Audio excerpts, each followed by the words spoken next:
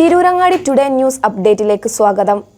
Redefining elegance, crafted with traditional Amia Gold and Diamonds, Bypass Road, Chaman. വാർത്തകൾ വിശദമായി.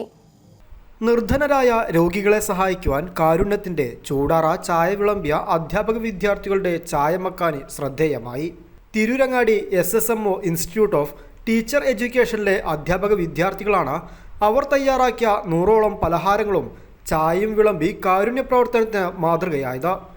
വിവിധ സ്ഥാപനങ്ങളിലെ വിദ്യാർത്ഥികൾ, അധ്യാപകർ എന്നിവർ സന്ദർശിച്ച ചായമക്കാനിയിലെ വരുമാനം എല്ലാവരാലും ഉപേക്ഷിക്കപ്പെട്ട രോഗികൾക്ക് ചികിത്സാ സഹായം നൽകണമെന്ന ആശയമാണ് അധ്യാപക വിദ്യാർത്ഥികൾ ഇങ്ങനെ ഒരു പരിപാടി ആസൂത്രണം ചെയ്യാൻ പ്രേരകമായത്.